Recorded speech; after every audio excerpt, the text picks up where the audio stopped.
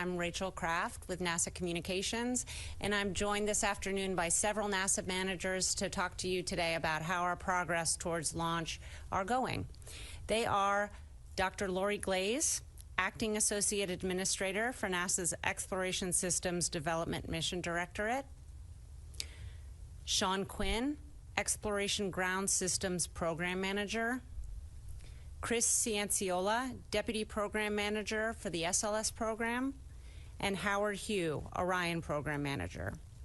We'll have some opening remarks from each of our participants today, and then we'll take questions both from reporters here in the room and those on the phone. For those who are joining us by phone today, a reminder that you can join the question queue by pressing *1. And with that, we'll start with Lori. Great. Thank you so much, Rachel. And thank you to everyone that's tuned in and here today for helping us share in this incredible excitement of the Artemis II launch. We are getting very, very close, and we are ready. We held our flight readiness review a couple weeks ago, and since that time, all of our operations have been going very smoothly. It's been going very well. Our flight systems are ready. The ground systems are ready, our launch and operations teams are ready, and our flight operations team in Houston are also ready. The crew arrived yesterday, and I know that they're ready. They are more than ready. They can't wait to get off the ground.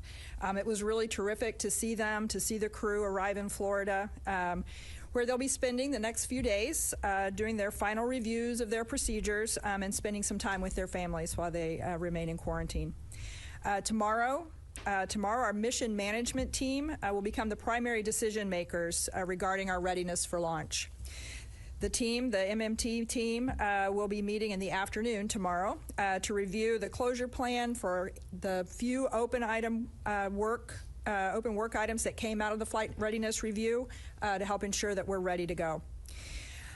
Before we go on today, I did want to just pause and take a moment to make sure I thank all of the personnel who have put in thousands of hours of work over the last few months, including nights, weekends, holidays, to get us to this point.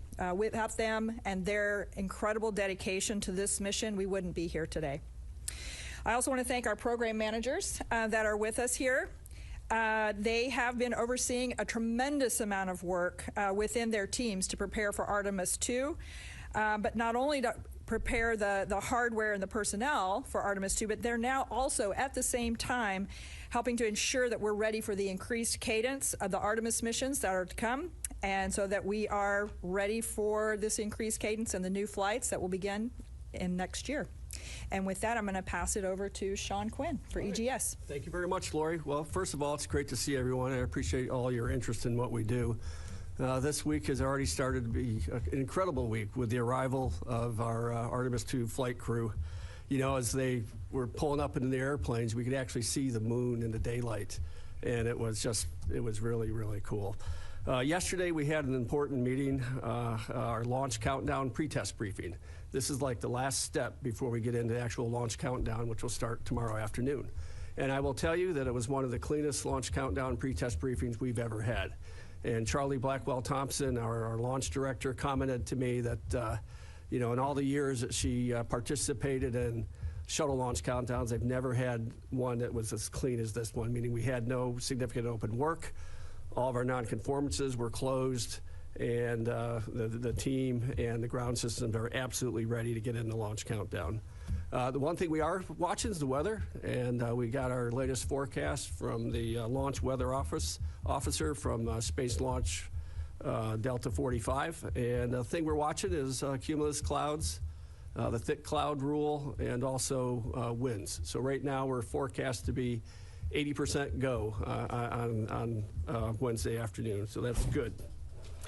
So the last time we met, we said, hey, we need to get out to the pad around the 19th, and we did. We held the schedule, and it was the shortest pad turnaround we've ever had, or pad to VAB to pad turnaround time we've ever had. It was 21 days. Our previous record was probably around 39 or 40. In that time, we not only changed the batteries out on our flight termination system, but we also made 2 repairs with the helium QD we talked about last time, and also a harness on the flight termination system. Since that time at the pad, we've extended our crew access arm, we've installed our emergency egress systems, we've installed extensible columns on the base of the mobile launcher, and we've retracted our engine service platform. Our launch countdown teams, today was, interestingly enough, was planned to be a weather day. And turns out the weather was not so good today. Well, since we were so far ahead in all of our launch countdown preps, we were able to give the team some time off today, and they've taken advantage of that. Getting into launch countdown, we've checked out our cryo systems, our LH2 and lock systems, and all those tests have passed. We've done radio frequency tests with our launch vehicle and the spacecraft, and that went very well. And so we're really ready. We're going to start our launch countdown around 3 o'clock tomorrow afternoon. We'll finish some pad washdowns, some mobile launcher washdowns, and we'll get on with it. So at this point, we can safely say the crew's ready, the rocket's ready, the spaceship's ready, ground systems are ready, and we only need to have the weather to cooperate on Thursday, and we're ready to go. So with that, I'll turn it over to Cece. All right, Sean, thank you. We too are incredibly excited to be here. This is our first opportunity to launch humans to deep space in more than 53 years. You think about that. The last mission completed for humans in deep space in December of 1972. I do appreciate your interest, and I'm happy to be here to represent the SLS program on behalf of Manager David Beeman and the entire SLS team. Our teams are working hard to get the rocket ready. You heard Sean talk about all the work that's gone over in the last 3 or 4 weeks, but the energy and dedication of the team is truly electric. Everybody's excited. Now, we all recognize the historical significance of this mission, but our teams are still focused on making sure the rocket is fully prepared and ready to go. That is our focus. Since the rollout was complete on the 20th, the teams have worked to make sure that the connections to the ML and the pad infrastructure are all correct. The vehicle is talking to the pad, it's talking to the systems, and everything is coming along good. And like Sean said, everything seems to be going well between the vehicle and the pad. We have completed all our ordnance checks on our flight termination systems. That all went well. That was a critical safety milestone for us. And tomorrow marks the start of our launch countdown. And we'll be working with the same persistence as we've done all along, make sure this rocket is ready. Our number one goal is to make sure that the crew remains safe. That is our highest priority. And that is our unwavering commitment. And we will be there to support the crew until we see boots back on the well deck ship. So with that, I'm going to pass it to Howard. All right. Thanks, Chris. I am also very excited to be here with you and representing the entire Orion team. You know, we've worked very hard to get to this point. I'll tell you that certainly, you know, we've had our share of work that we need to get done. And when we rolled back to the vehicle assembly building, we powered on, and we didn't have anything that we need to fix. We did top off our launch abort system battery, but there are no issues that we're working to right now. So from our perspective, our spaceship is ready to go and fly Reed, Victor, Jeremy, and Christina to the moon and back. I would say that it's part of normal processing that we have final items that we'd load. For example, the crew's laptop. We're going to have that loaded as part of standard last second or last minute set of hardware that we would get on board.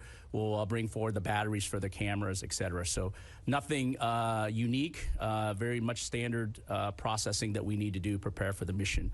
And of course, tomorrow night at around 8 o'clock, our mission evaluation room team, that's the experts that we have to support the flight control team, will be on station and starting the launch countdown process. They'll be ready to go. This MER team is comprised of all the experts across the program from both our U.S. team and our European team, and they work hand in hand with our flight control team to make sure that we tackle any issues that might arise during the mission and support the flight control team in terms of decision-making and understanding of anything that goes on. So that team is ready to go and really excited and happy to be getting to this point in our launch countdown sequence.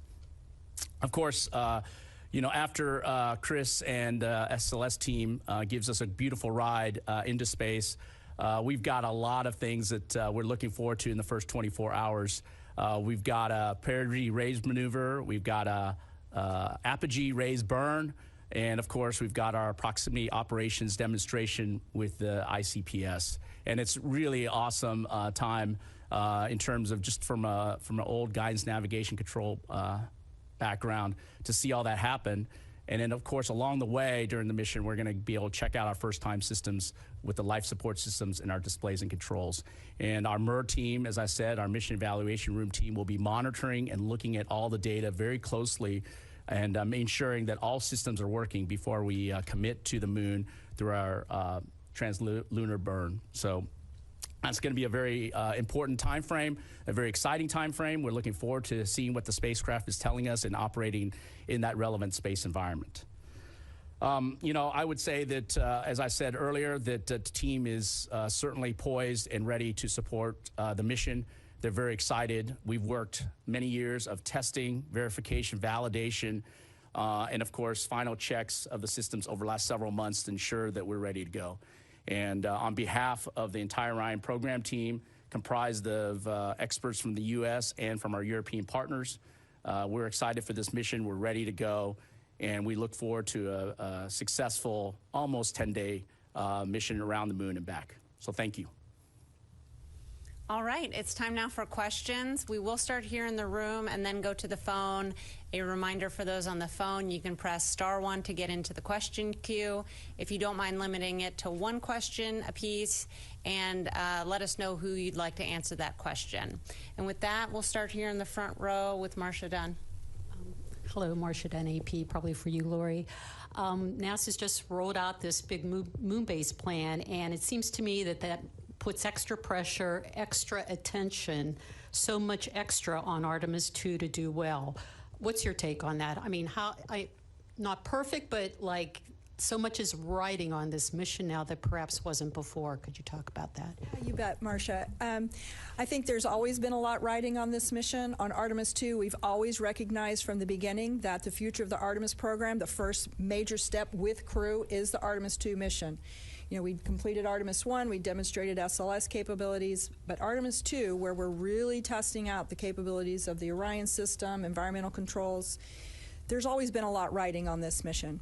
But what I can tell you is that the rollout of the moon base plan and the ideas for the accelerated launch cadence, in my opinion, have actually energized our teams. I think our teams are so excited to see an opportunity to not have to wait several years before the next mission. They are, what I see, driven now to how can we work to achieve this amazing launch cadence that allows us to keep our learnings and turn them around quickly and build the muscle memory we've been talking about. So from what I see, it's more of an energizer than anything. All right, second row, Bill Harwood. Yeah, Bill Harwood, CBS News for Howard. You know, making the first flight with a complete life support system puts an awful lot on the plate that has to work for that during that first 25 hours before the TLI burn. Can you give us a sense of what gives you confidence that that system is going to work the way you want it to in the environment of space, just based on the testing you've done on the ground and the legacy systems that are involved? Just overall confidence all that's going to work, right? Because obviously it has to if you're going to go to the moon. Yeah, so Bill, I would answer, just like all our primary systems and all the systems on spaceship, we do a lot of testing. Uniquely for life support, we put actually humans with the life support system, both in the cabin environment and also in the spacesuits. And we've been designing the system since the very beginning of the program, and over the last decade plus, we've been doing testing across the board with suits and with the environmental control systems in the cabin and with human subjects. We have a vacuum chamber at Johnson Space Center that allows us to do that. So that's one part of it in terms of the final kind of checkout with people. But along the way, just like any other hardware we do, we test at the individual box level. We test at the harness and connector level. And then we also test the integrated system, you can imagine, in a pallet. And of course, we do the spacecraft checkout as well. So there's a varying steps that we take and increased fidelity by which we do this testing. And that testing includes the actual flight software that controls some of the E-Eclipse hardware or life support hardware that we need. So a very robust test campaign comprised of not only just components, integrated systems, and with people. Okay. We'll come here, second row, Lauren Grush. Hi, Lauren Grush with Bloomberg. I'm just wondering, do we know at this point the distance that they will come within the moon if they launch on April 1st? How does that change throughout the April window? And if it does change, will they still be breaking the distance record for a human crew? Thanks. A great question. Maybe, I don't know if Howard, do you know off the top of your head what the distance is? I'll just quote these numbers because we're doing the math on it right now. 252,799 miles, statue miles on April 1st. So that'll be the farthest point that we're going on the moon. And of course, we're going to be 4,144 statue miles further than the Apollo has ever gone. So in terms of distance, we're working that on the 2nd, 3rd, and 4th. I would say let's launch on the 1st and go from there, okay? But we are doing the calculations, and Lauren, if you need those numbers, our teams are working on it very hard. Yeah. Let's go third row. Hi, thanks for doing this. Lori, you mentioned that there's still a couple of closeout items from the FRR. Can you remind us what those are and where those stand? And then I also wanted to ask about, we talked about ground forecasts. Really curious about in-space weather forecasts. I know you guys are working with NOAA to kind of crunch those numbers, but they're kind of difficult to predict. Just would love if someone could speak to, how those conversations are going and what you're prepared for if there is, space weather event. So I'll see if I can remember off the top of my head what the items were. The one thing that we held for, we had one item that had to be closed in time for the L-2, and that item was working with our medical teams, with the chief medical officer, looking at other countries around the world where if we had an emergency abort and we landed in different seas, we needed to use medical facilities that were nearby in some of those other countries. It was working with those countries to ensure we have the right agreements in place, and I believe those are getting close to closure. They will be closed by tomorrow, and so that's the intent there. Some of the other items were really a constraint to roll out, and so those have all been closed before we rolled to the pad. I'm trying to remember what they all were, and I can't remember from the top of my head. Sean, you may remember what some of them were. One of them was our comm systems. We've had some challenges yeah. with our comm systems. We've done some configuration changes. We've done some retests, and I think we're in good shape to go. Yeah, I know we've closed them all out. There was like 4 items, maybe 3 in addition to the international piece, and they've all been closed. Okay, we'll do a couple more here in the room. Let's go with Irene Klotz and then Jeff Faust. Thanks. Irene Klotz with Aviation Week. For Sean, has a stop work order now been issued for the Mobile Launcher 2? And as far as SLS and Orion, if you're able to each just give a summary of where the hardware status is for the core stage for Artemis II and the Orion crew and service module for 3. Thanks. So we have issued a stop work order for Mobile Launcher 2. We've pivoted the team to begin removing some of the hardware that's common to Mobile Launcher 1 that we can use as critical spares. Some of these items are very long lead items. They're hard to build, and they will be put to good use for future Artemis missions for supporting Mobile Launcher 1. And from SLS, there's 2 other parts, right? For SLS, the boosters, the aft segments are being loaded on the rail cars, and they're ready for shipment, so they'll be here in the first part of April. As you know, the core stage is, the engine section for core stage is in High Bay 2 being outfitted. The top 4/5 will be leaving Michoud at the end of April and arriving here. ICPS is already complete and it's on dock here locally. LVSA, OSA are both in storage waiting on the phone call for assembly. So we're in really good shape for Artemis III. And from our perspective, we've been making good progress on Artemis III. So on the crew module side, we're wrapping up the final big installation. So the heat shield is getting attached to the crew module this month. as well as a side hatch, and then it's going to go through its paces for testing as an individual element, the crew module itself. If you might remember, the European service module arrived last December, making great progress. We finished up thermal cycle testing on that, and we're on plan for this summer to put both the crew module and the service module together. All right, let's go to Jeff Faust, and then we'll go to several on the phone. Hi, Jeff Faust of Space News. Just sort of a little bit of a follow-up to that question. We're talking now about doing 3 more Artemis missions through the end of 2028, rapid increase in the cadence compared to the gap between Artemis 1 and 2. What lessons have you learned in the lead up to Artemis 2 that you will apply to be able to increase that cadence for Artemis 3, 4, and 5? Well, I can tell you from a ground processing perspective, we reduced our processing time in the multipurpose processing facility by 50%. That's where we serviced Orion, that's where we fueled it. And in the launch abort systems facility, we reduced the processing time there by 30%.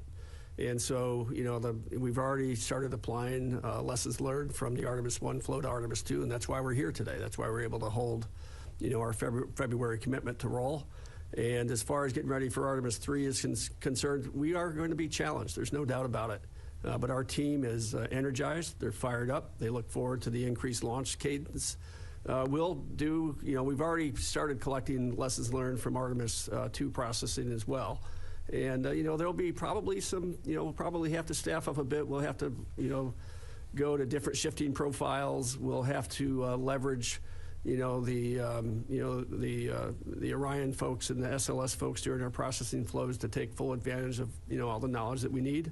And we put that together, and we're going to go for it. We're going to try to meet the administrator's challenge for us. And from SLS, I will say we're assisting Sean's team more and more through our OEMs here as they do the processing.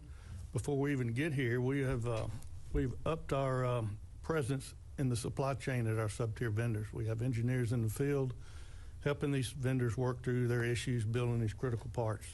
And then one of the biggest items that's going to help us out is with the new core stage processing that we have in High Bay 2, which is vertical integration. It opens up a lot more work areas that we have. We can work internal in the volumes and external on the vehicle at the same time. As previously when we built the first one, and the second one, we had mostly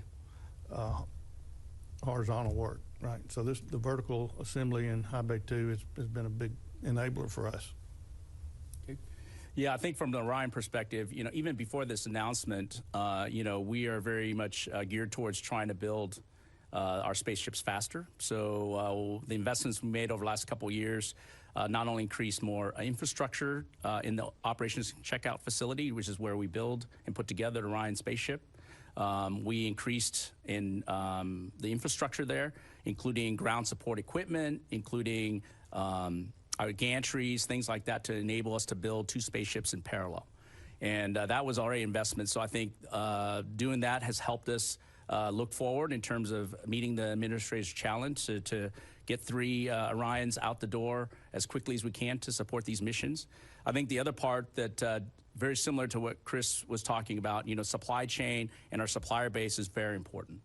Obviously, we have all the hardware for 3, but 4 and 5, we're still getting delivery of the hardware, and we need to make sure that cadence is quickly moving forward, providing the hardware we need to build the spaceship.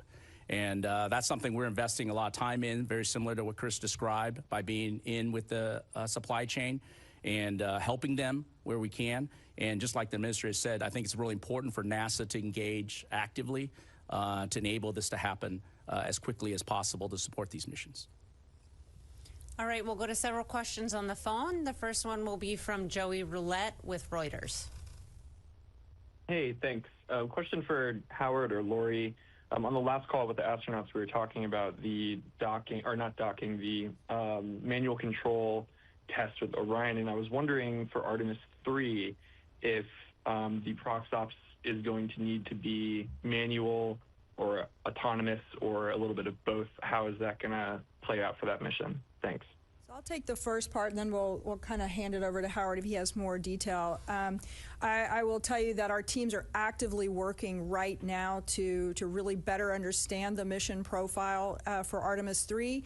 We know our primary goal is to demonstrate rendezvous and docking with one or both of the human landing system landers.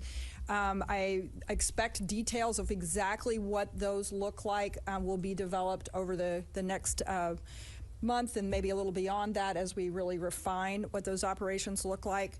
But the key goal, honestly, with Artemis III, first off will be to coordinate the launches and rendezvous. That's going to be a big challenge in and of itself. Then the actual rendezvous operations and the proximity operations, I imagine, will be fairly similar to what we're trying to do with Artemis II, but we'll need to do that carefully, and then the docking maneuver. So I'll hand it over to Howard if you want to say more detail about what you anticipate those docking procedures to look like. Yeah, I could probably take up the rest of the time talking about my favorite topic of rendezvous, prox ops, and docking. But I'll say very shortly, Orion, we've always been designed and we developed for autonomous capability all the way to docking. So the crew does not need to take over in a manual way.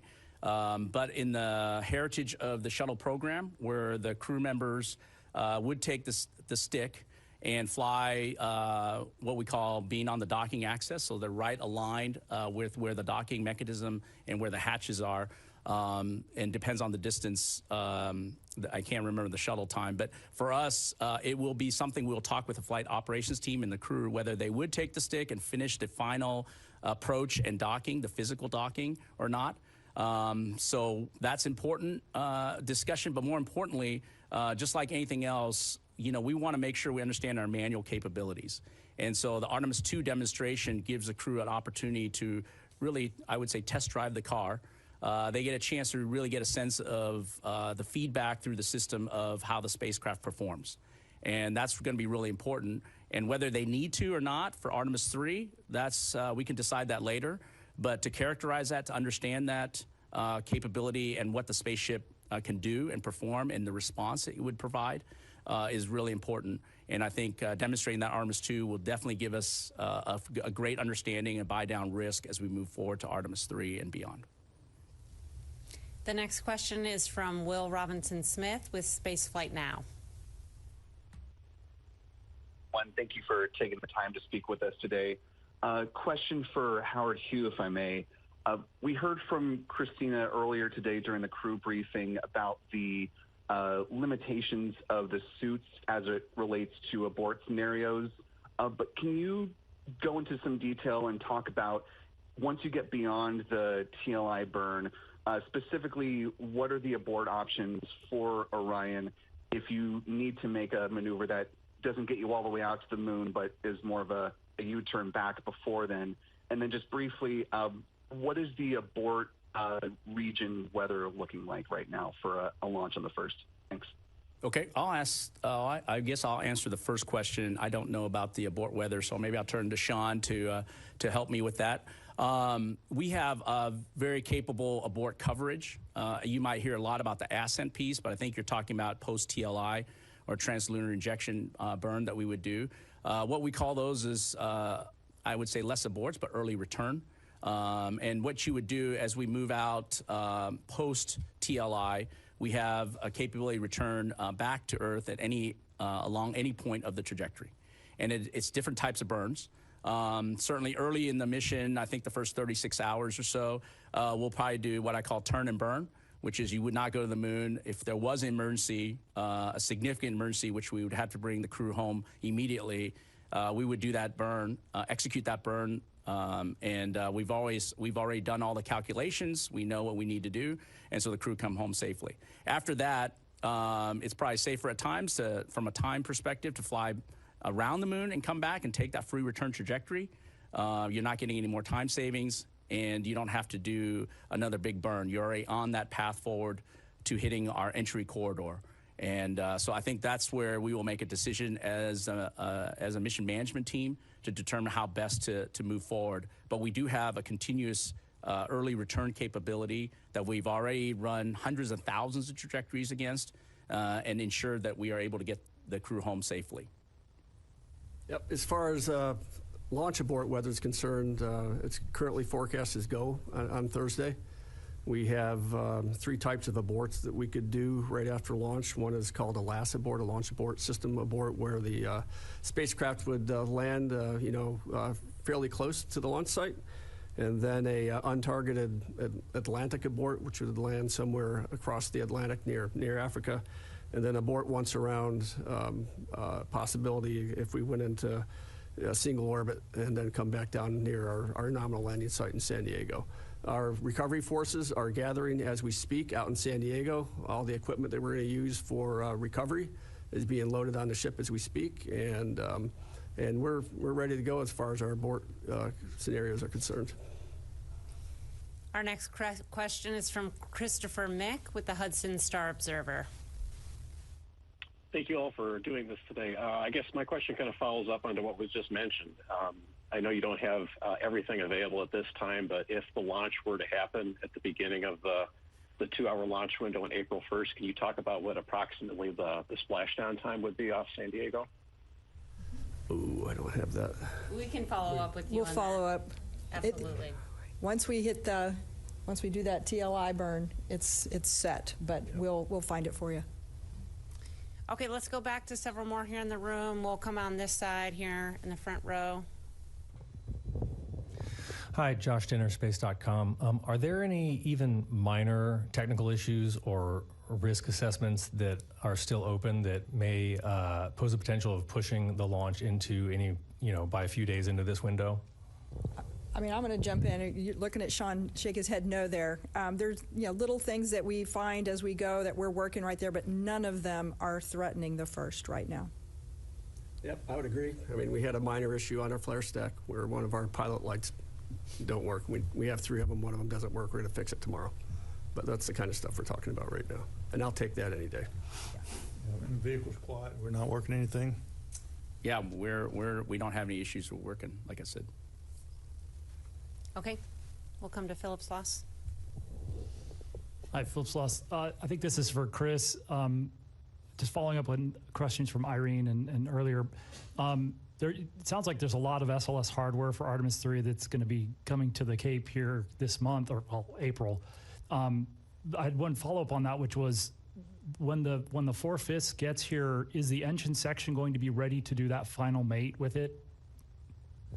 It's there is some work still to be done when it gets here. It's not like it rolls in and lifts up. So there's a little bit of work that has to be done, but it's all part of the plan. And but it's ready, and based on our assessment last week, right? We looked at where everything was in the supply chain and the work that's being completed. When Sean's going to need it, we're going to have it ready for him when it's time to hang it on the boosters. We'll be ready to go. Okay, we'll stick here with the room. Thank you. Manuel Masanti with Exploración Espacial. Did anyone, or did the CubeSats on board the mission need anyone of any kind of servicing, or they're fine and ready to go? Yeah, I can tell you we are carrying 4 CubeSats, 4 payloads, secondary payloads from our international partners, 4 different international partners. We have one from Argentina, Germany, South Korea, and Saudi Arabia. Thank you. And I think only one of them required a top off on their battery. The others were fine. They didn't need any work. The 4th one, the battery was topped off, and it's fine. So they're all in very good shape, ready for launch. Okay, we'll go here to Ken. Hi, Ken Kramer. Thank you. Thanks for this update, and good luck with everything. Howard, let me ask you. Can you describe the proxops in a lot greater detail than what we've heard? And I want to know how close it will be to, like, when you would do the human landing system docking on Artemis III. I guess it's going to be informed there, but can you go into how much? And what are we going to see in real time? You're going to have video of this proxop demonstration? Thanks. Yeah, I don't know about the video part, but I'll just give you some quick highlights. We separate from the upper stage, and then we'll go out probably about 100 meters. So we'll flip over, and then we'll start doing the approach. and the approach will be all the way to about 10 meters, so about 30 some feet. And so the crew will be manually piloting along the way. There's specific things, tasks they're going to be doing. And it's going to be very exciting, I think, to just not only because of new spacecraft, but something that we will play forward in terms of what their ability, like I said earlier. And so that demonstration, then there's a second part, which we back away again and do a hold. And then actually I would say the ICPS slews over, and then we do another approach. There's other reflectors on the side of the ICPS that we're using to dock or to reflect from, and to get understanding how that would work in terms of visualization from our docking camera. And so those things will be very important for us to understand the close-in approach. Now, rendezvous proximate docking is thousands of miles, right, starting at very far away. So you're getting very close in terms of what the final sets of our ability to do prox ops and demonstration for final mission. But there's a lot of work prior to that. Obviously, we can't do that. Now, we will do some long-range bearing. We have a bearing camera as we depart from ICPS and capture all that data as we go forward. So the equipment that we need to understand the environment that we're going to be under and what we would get is really important to capture for this mission. But certainly there's still a good amount of work remaining to do to enable for us to do the entire rendezvous prox ops and docking scenario. And Ken, to your question about what you can expect to see, we do expect the public will be able to see the same view from the docking camera that the crew is seeing. So we'll be able to show you that if all's going well. Okay, our next question, we're going to go back to the phone. This is from Claire Cameron with Scientific American. Hi there. Thanks so much for doing this. I did want to ask again about the potential for space weather and how you are sort of planning for that and whether that could have some impact on launch date. Thanks. I believe I saw a note this morning that says right now we're not watching anything. In the weather report we got today, it said the space weather risk was low. But we can look and see if we can get you additional detail. But that's, right now, we're not keeping an eye on anything. Okay, our next question is from David Denault with About Space Today News. My question is for Howard. This morning, there was two comments made about how Orion might be performing. The first one, I believe it was Commander Reed, who said something about having the addition of the life support system might have an effect on how the spacecraft might operate. And the second one I found interesting was about exercising inside the spacecraft and how that might affect the Orion spacecraft's operations. Could you comment on those two, please? Yeah, you bet. The first one, the way we get rid of carbon dioxide is vent it out of the spaceship. So we have a component called the CO2 humidity control box, and that box absorbs the CO2 that comes out of human beings, and then we dump it overboard, and that's venting. And you can imagine, if you're anywhere a physics student, you can imagine that when you impart a force on the vehicle, whether it's venting or anything else, you got to counteract that force. And so that's what we talk about when we talk about the ecosystem imparting some things on the spaceship. So we have to correct that. We have a very robust attitude control system, closed loop. And so it'll adjust to any of those situations. And we could swing this CHC, or the CO2 humidity control system, 15 minutes, 30 minutes, however we want, based on what we need, how much CO2 we need to remove. And so this is going to be an important understanding of how the spacecraft controls our attitude of the vehicle and make sure that it responds to this venting environment. So that's one piece. And then the second thing is very related as well.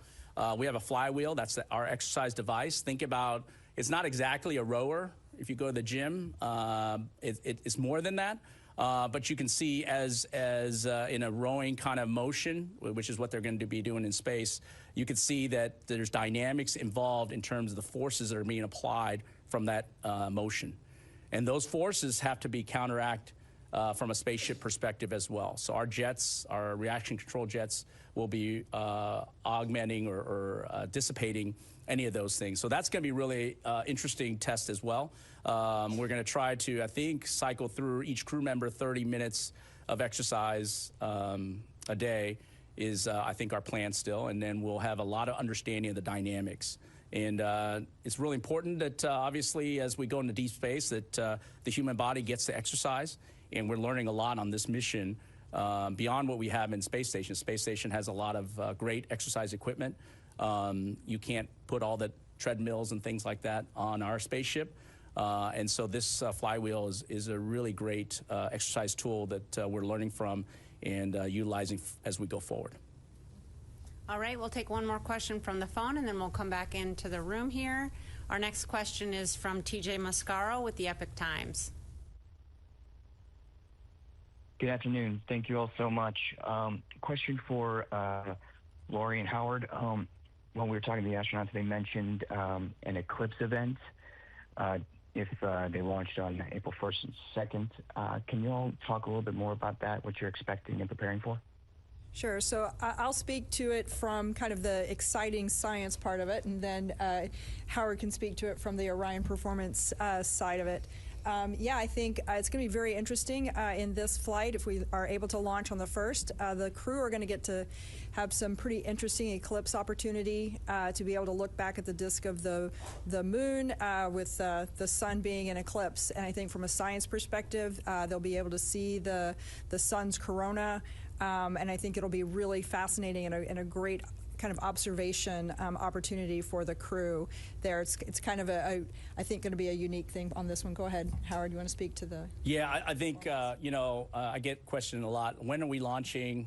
Why is this day in, this day is out? There's a lot of several factors, obviously, but power is one of the analysis that we do to screen for eclipses. We know where the eclipses are happening, and we want to make sure we're power positive is what we use the word for. And so when we screen across multiple trajectories, multiple days, every minute of the launch period, by the way, to ensure that we have significant power positive margins when we enter into a eclipse, and then making sure that there's not other segmented eclipses that could happen, so we have time to recharge our batteries. And so when we do that, we run hundreds of thousands of trajectories per each launch period.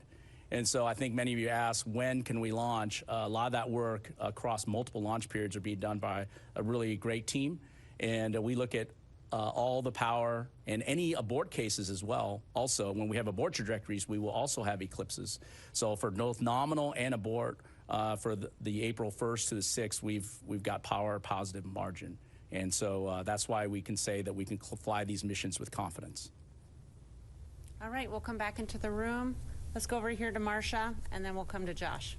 Marcia Dana, AP again. Lori, I've heard you say you're figuring on 4 real true attempts in 6 days. How do you figure that?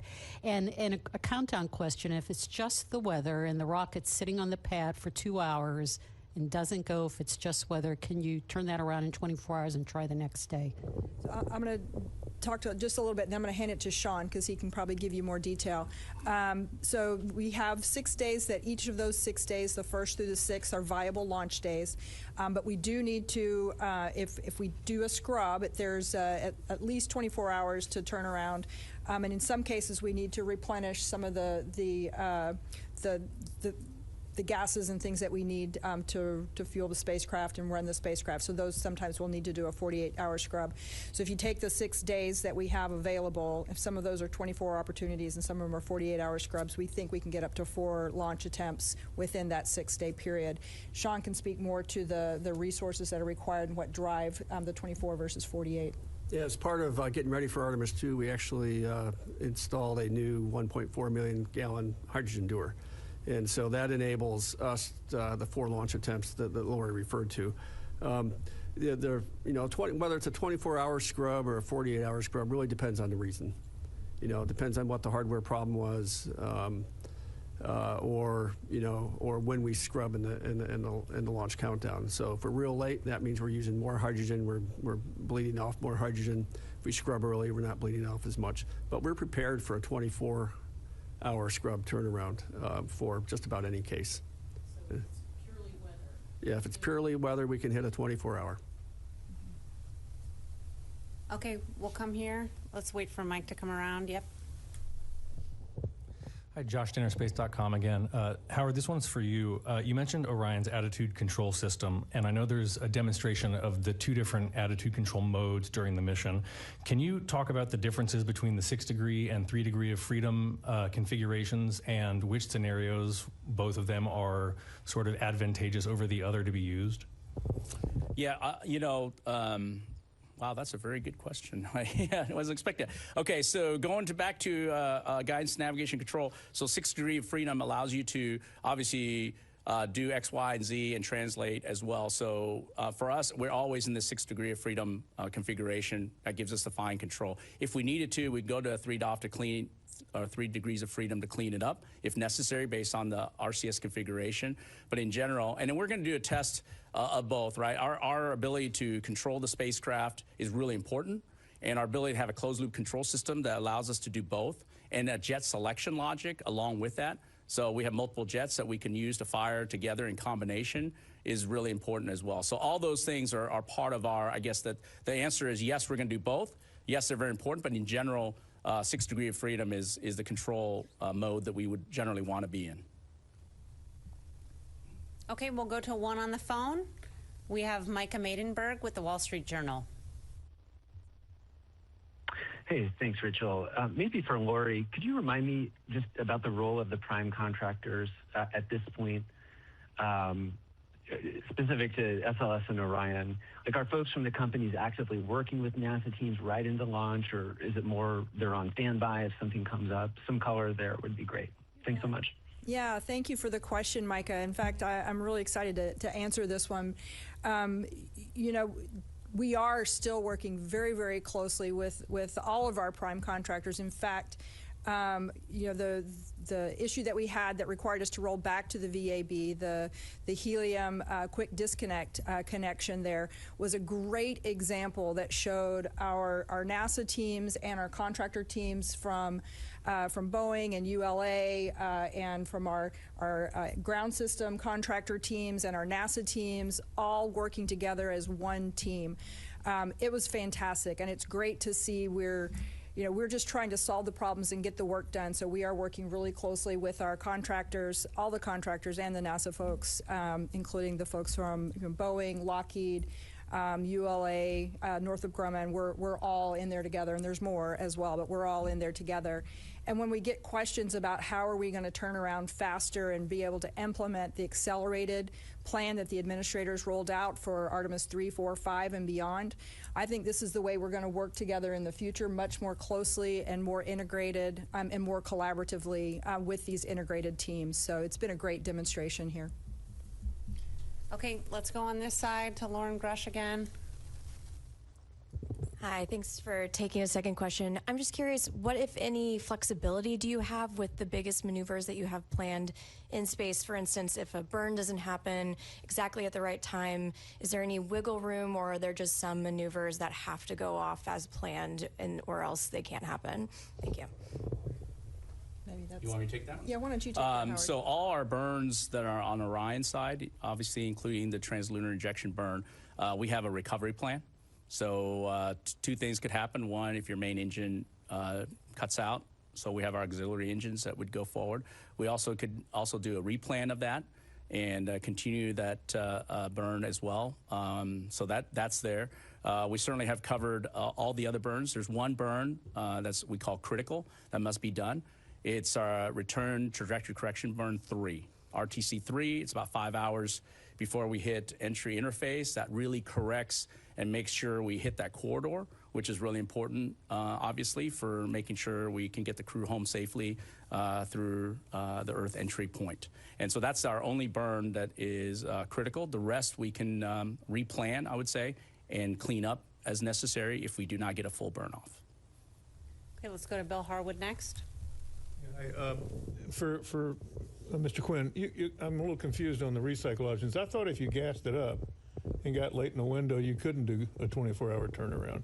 That it's some limit to, if you put fuel on board, that affects when you can go again. I just wanted to clarify that. That was true for Artemis 1. It's not true for Artemis 2. We've got the 1.4 million gallon sphere that gives us a much more significant hydrogen storage capability at the launch site. You can go later the window and still be Yeah, I believe so. I mean, I'll confirm, but I believe so. Yeah. Irene, next. Thanks. I also had another countdown question. Is there a point in the count where if you hold or for weather or technical issue that you no longer have the whole 2 hours? Like if you get into terminal count, is it are you able to stop and retarget later in the window, or do you lose some options at some point in the countdown? Yeah, we can recycle about T-minus 5 minutes. If we hold a count before T-minus 5 minutes, we can recycle back and try for another attempt. Okay, we'll take another one on the phone from Will Robinson-Smith with Spaceflight Now. Hi, thanks, Rachel, for allowing another one. Question to, I suppose, whoever wants to take it, maybe Sean. If the ICPS isn't able to get Orion into the high Earth orbit, but the Orion module, both crew and service, are working just fine, what would a low Earth orbit version of Artemis II look like? About how long would that last, and what operations could you accomplish in that scenario? Thanks. Probably a question for Howard again. Howard, So we also have what we call alternate mission scenarios, by which we allow ourselves to potentially do a circular orbit. We have a couple options to circularize and execute as much of the objectives that we can. If there's something that happens where we could not get the upper stage to get us a nice burn. So there is various options we looked at. We're able to do some of those mission completion things, and it depends on where we get dropped off, what happens. So it depends on the scenario we're in, but we're definitely ready for those types of scenarios as well. And the flight control team knows what to do. We've already done the planning for that. We've already assessed a lot of those trajectories to make sure that we're ready to go and have them in hand if necessary. Okay, we'll go actually back there to Miles Doran. Doran, CBS News. Question for Howard. I know the main engine is used for the TLI burn. Which engines are used for the other burns, the OTC burns, the RTC burns? Is it all the auxiliary thrusters, or can you use both? What's the plan? The ohms burn is too much. We don't expect to make that correction. Our navigation state should be very good unless something happens along the way and we can't. So all of them are planned to be on the what you call auxiliary or aux burns. If they're small enough, we might even do in the reaction control system on the service module as well. So that'll depend on, as we approach each OTC, each RTC, which is outbound trajectory correction, and then return trajectory corrections, will determine how best to utilize our thrusters. But yes, in general, it'll be the auxiliary engines. Okay, let's go to Ken here in the front. Thank you. Thanks for a second question. Ken Kramer, Space Up Close. Howard, what is the width of the reentry corridor? I don't know if I've heard a number. And I would also like to get an update on the RS-25 engines. You got to build new ones for Artemis 5. We haven't heard a lot about it. So what is the status? Because if you're going to launch Artemis 5 in 2 years, you got to get them built and tested pretty soon. Thanks. Yeah, when you say width, I'll have to get back with you on what you're asking. You mean the width of the corridor in terms of cross range? Is that correct? The cross range. We got a downrange track of up to 1775. Well, I think even as they approach, right, there's a corridor width before they get it. Yeah, I'll have to get you that number. Sorry, I don't remember off the top of my head on that one. Okay. Because astronauts are real concerned about that. Yeah, Yeah, I can probably delve into more of it, but we'll get you that number. Okay. Okay, and on the RS-25, right, for Artemis 5, they are in production, flight set. So we've also completed our acceptance hot firing on 2 of those new engines already. So they are in the production phase, and we're working through it. You'll go back. You can pull some of the burns and the tests from Stennis when we went through those tests of those new engines. So they're in play, and they would do support. All right, and with that, we'll go ahead and wrap up. I want to thank our participants very much for being here today. We will provide another status update tomorrow on how the countdown is going as it gets underway. That'll be at approximately 5 p.m. Eastern Time tomorrow. As always, you can follow the latest news and mission events and our progress on nasa.gov. Thank you for joining us.